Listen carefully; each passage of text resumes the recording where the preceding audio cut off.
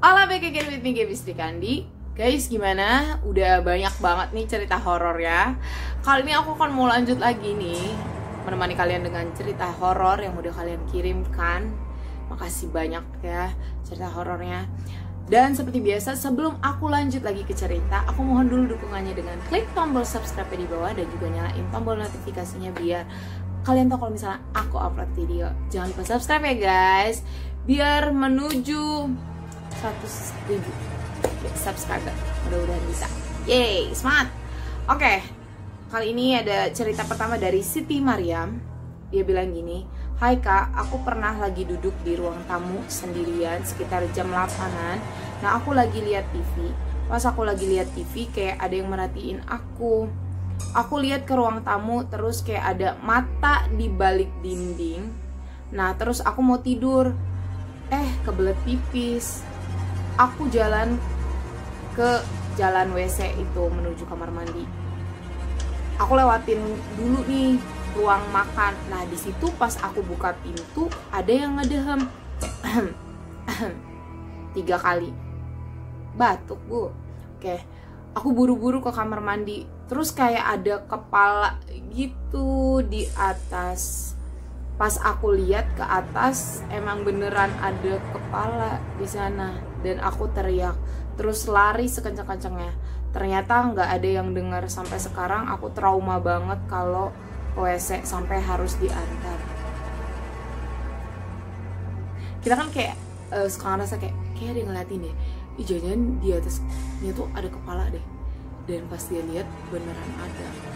Kayak, oh my goodness. Cerita selanjutnya ini tentang persami. Kalian pernah juga nggak sih persami? Terus apa pengalaman kalian nih kalau misalnya pas persami? Kalian bisa share di bawah. Pernah ada pengalaman horor juga kah pas persami? Please share your story. Oke, yang pertama dia bilang kayak gini. Jadi aku tuh ikut persami gitu kan di sekolah. Persami itu ini ya, perkemahan Sabtu Minggu ya guys. Terus aku sama teman aku tuh satu tenda. Pasang tendanya tuh telat. Jadi yang lain udah pasang, dia baru telat. Jadi kesorean gitu kan. Dan kita tuh cuman bertiga pasang tenda di pojok sekolah. Terus tiba-tiba ada suara orang manggil aku dari kebun deket sekolah gitu. Suaranya itu kayak deep voice banget gitu, kayak aku merinding gitu. Teman-temanku pada bingung, kok ada orang manggil aku dari kebun yang sepi.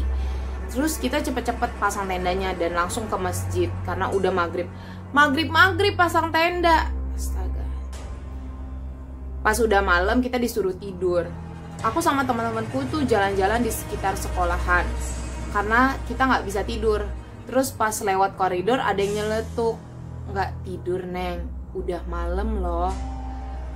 Lunya juga cari penyakit, bukannya tidur. Dan suaranya tuh masih sama, suara deep voice itu. Kita langsung lari ke tenda terus tidur.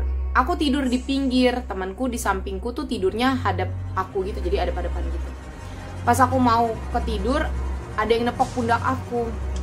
Aku diem aja lah, paling dia minta ditemenin ke kamar mandi. Aku malas temeninnya, jadi aku diemin.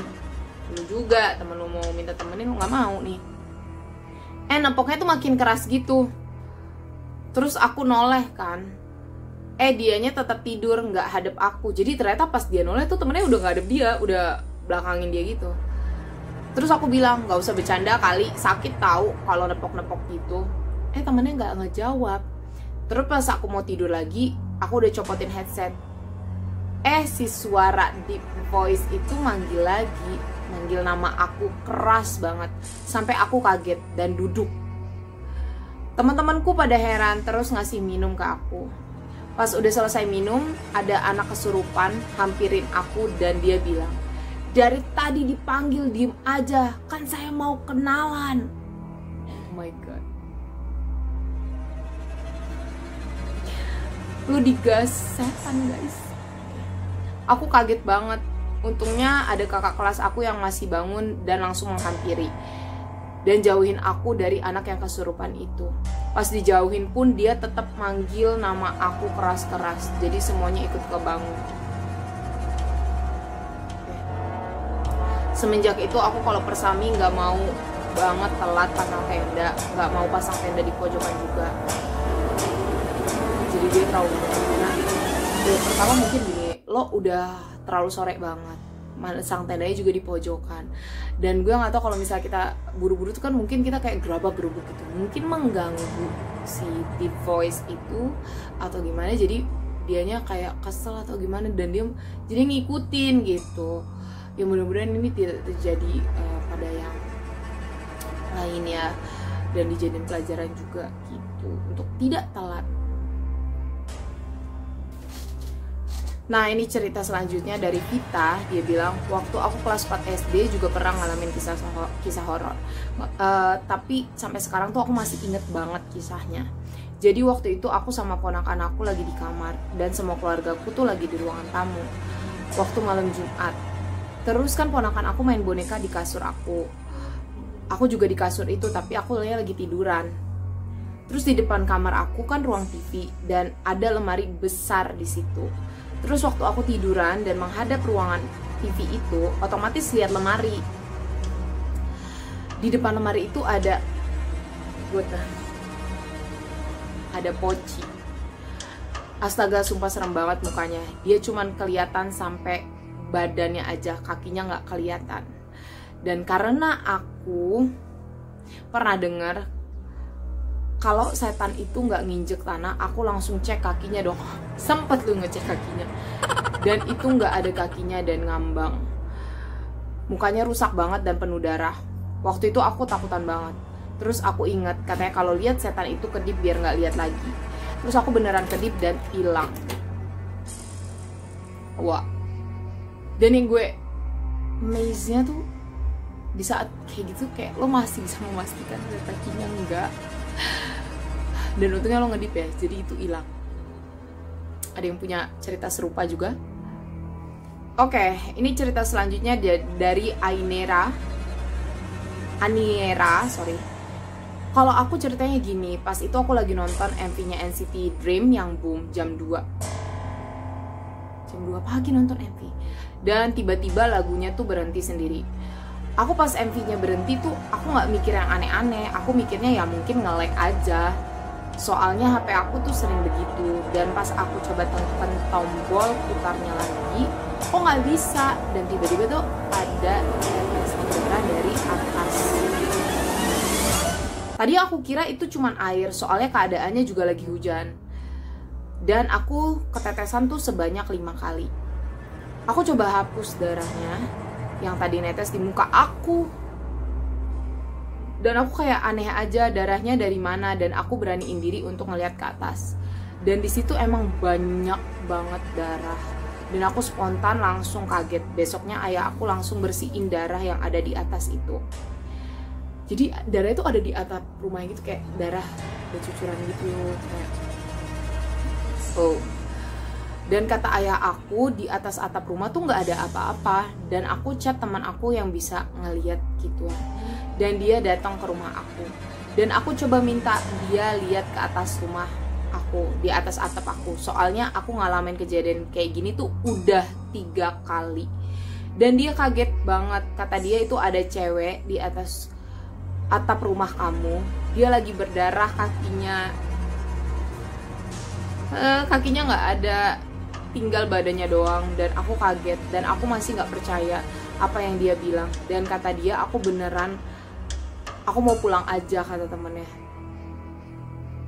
Oh, aku saranin kamu mau tidur tuh harus baca Yasin dulu biar nggak ketindihan. Dan pas malamnya aku baca Yasin, aku nggak tahu kenapa kayak ngantuk banget. Dan aku paksain buka Yasinnya, jadi dia paksain tetap baca gitu loh, walaupun ngantuk banget gitu ya, godaan banyak gitu.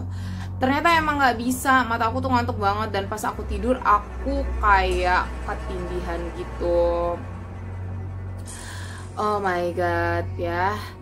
Terus nggak tahu kenapa tuh kayak ngantuk banget. Aku paksain buka Yasinnya, ternyata emang nggak bisa, mataku tuh ngantuk banget. Dan pas aku tidur aku kayak lagi ditindihin sama cewek yang tadi siang itu, yang dibilang teman aku.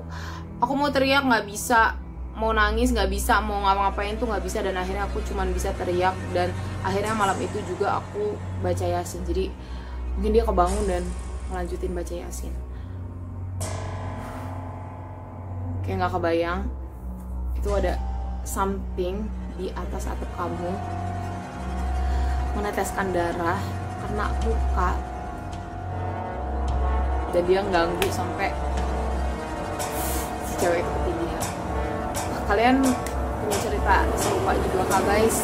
Ya, dari mungkin sesuatu di atap rumah atau gimana gitu, please share your story. Kalian bisa komen aja di kolom komentar atau DM aku ya di Instagram aku @gebisnikandi. Mudah-mudahan aku akan lanjutkan lagi cerita-cerita lainnya, karena masih banyak banget cerita seru lainnya ya seputar horor. Mudah-mudahan terhibur kalian dengan cerita horor ini. K-pop horror story part selanjutnya.